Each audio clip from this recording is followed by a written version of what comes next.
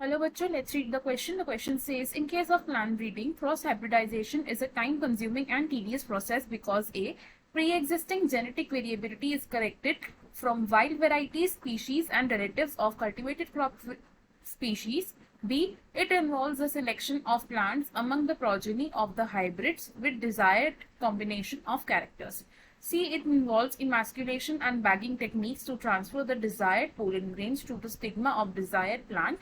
D none of the above. तो question में हमें बोला है कि प्लांट ब्रीडिंग में क्रॉस हाइब्रिडाइजेशन एक टाइम कंज्यूमिंग और टीडियस प्रोसेस है। क्यों? हम 4 ऑप्शंस दिए हैं, हमें इन 4 ऑप्शंस में से एक करेक्ट ऑप्शन को चूज करना है। तो सबसे पहले क्या करेंगे, हम इस क्वेश्चन में की कॉन्सेप्ट को समझेंगे। तो इन दिस क्वेश्चन हमारा की कॉन्सेप्ट क्या होगा? Plant breeding. Plant breeding. तो प्लांट ब्रीडिंग क्या होता है? प्लांट ब्रीडिंग का मतलब होता है intentional manipulation of plant species ताकि हमें डिजायर्ड कैरेक्टर्स मिल सके। ये क्या है? Intentional manipulation of plant species to get desired characters. Desired characters. अब ये जो प्लांट ब्रीडिंग होती है ये क्या है? एक सिस्टमैटिक अप्रोच है। सिस्टमैटिक अप्रोच है। सिस्टमैटिक अप्रोच क्यों कह रहे हैं इसे? क्योंकि इसमें 5 स्टेजेस इंक्लूड होते हैं जो एक सीक्वेंस में चलते हैं। कितने स्टेजेस हैं हमारे पास? 5 स्टेजेस हैं। और ये 5 स्टेजेस क्या क्या हैं? फर्स्ट स्टेज होता है germ plasm collection. Germ plasm collection. Second stage होता है evaluation and selection of parents. Second is evaluation and selection of parents. Third stage को हम बोलते हैं cross hybridization. Third stage is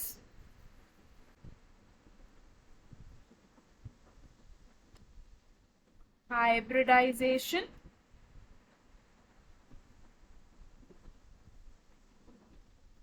fourth stage होता है selection and testing of superior recombinants. सिलेक्शन and testing of superior recombinants। और fifth stage होता है हमारा testing, release and commercialization of new cultivars. Testing, release and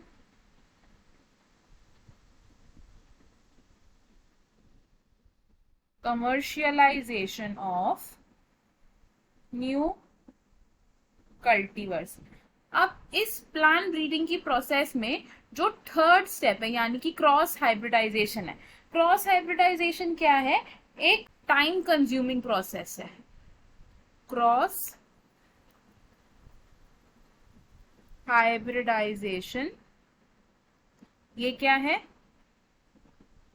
time consuming and tedious process. Cross hybridization में क्या होता है? क्रॉस हाइब्रिडाइजेशन में हम करते हैं crossing of 2 plants with desired characters. इसमें होता है क्रॉसिंग of 2 plants with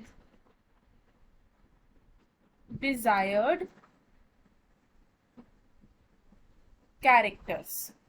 अब क्रॉस हाइब्रिडाइजेशन को हम टीडियस प्रोसेस इसलिए कहते हैं क्योंकि इसमें हम क्या कर रहे हैं? बेसिकली पोलन ग्रेन्स को कलेक्ट कर रहे हैं और उन्हें प्लेस कर रहे हैं स्टिग्मा पर फॉर डिजायर्ड कैरेक्टर। अब क्रॉस हाइब्रिडाइजेशन को हम टीडियस क्यों कहते हैं? क्योंकि इसमें हम क्या कर रहे हैं? In the plant breeding experiments pollen grains को कलेक्ट करते हैं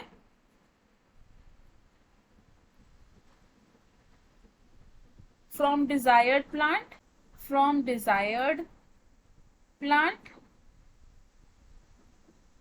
और इन पोलन ग्रेन्स को हम प्लेस करते हैं इसके बाद स्टिग्मा पर, placed on stigma.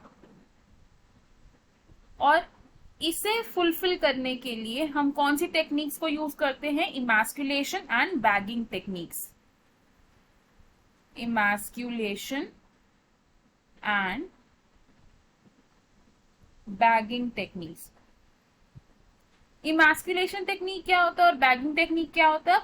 In techniques को हम यूज करते हैं to prevent self pollination, to prevent self pollination.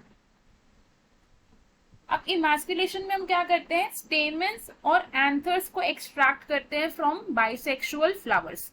In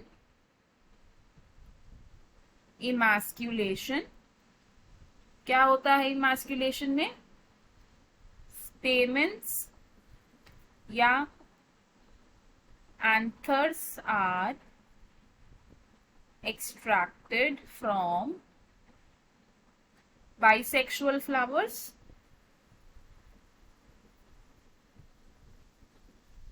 before the release of pollen, before the release of pollen। तो एक बाइसेक्सुअल फ्लावर से स्टेमेंस और एंथर्स को हम रिमूव कर लेते हैं before the release of pollen grains, यानी कि एंथर की मैच्योरेशन से पहले ही हम उन्हें रिमूव कर लेते हैं। और बैगिंग क्या होता है? अब बैगिंग वो टेक्निक है जिसे हम यूज करते हैं for the protection of emasculated flowers, used for the protection of emasculated flowers. Bagging में हम क्या कर रहे हैं? बेसिकली एक फ्लावर को कवर कर लेते हैं ताकि उसमें अनडिजायर्ड पोलन ग्रेन्स ना आए। और जब हमारे बाइसेक्सुअल फ्लावर में जो स्टिग्मा है वो रिसेप्टिव हो जाता है, यानी कि जब स्टिग्मा रिसेप्टिविटी अटेन हो जाती है, तब हम क्या करते हैं? डिजायर्ड पोलन ग्रेन्स को डस्ट कर देते हैं स्टिग्मा पर और उसके बाद उसको दोबारा कवर कर देते हैं ताकि उसकी फर्दर डेवलपमेंट में कोई प्रॉब्लम ना आए। तो क्या होता है? when stigma receptivity is attained, क्या होता है तब? desired pollen are dusted and then उसके बाद क्या कर देते? उसको फिर से कवर कर देते ताकि उसके आगे डेवलपमेंट में कोई कंटामिनेशन ना आए। तो हमें हमारे क्वेश्चन का आंसर मिल गया। हमने क्या देखा कि प्लांट ब्रीडिंग में जो क्रॉस हाइब्रिडाइजेशन है वो एक टीडियस और टाइम कंज्यूमिंग प्रोसेस इसलिए है because option C, it involves emasculation and bagging techniques to transfer desired pollen grains to the stigma of desired plant. तो हम यहाँ क्या लिखेंगे? Option C is correct. बाकी ऑप्शंस क्यों इनकरेक्ट है अब ये देखते हैं। Option A says pre existing genetic variability is collected from wild variety species of the cultivated crop species. तो ये ऑप्शन इंडिकेट कर रहा है टुवर्ड्स जर्म प्लाज्म कलेक्शन, ना कि क्रॉस हाइब्रिडाइजेशन। तो ये ऑप्शन रॉन्ग हो जाएगा। Option B says it involves the selection of plants among the progeny of the hybrids with desired combination of characters। तो क्रॉस हाइब्रिडाइजेशन में ये सेट ऑफ इवेंट्स नहीं होते हैं, तो ये ऑप्शन भी रॉन्ग हो जाएगा। Option D says none of the above, तो ये ऑप्शन भी रॉन्ग है बिकॉज हमारा करेक्ट आंसर क्या है? Option C. I hope you understood it well. All the best. Thank you.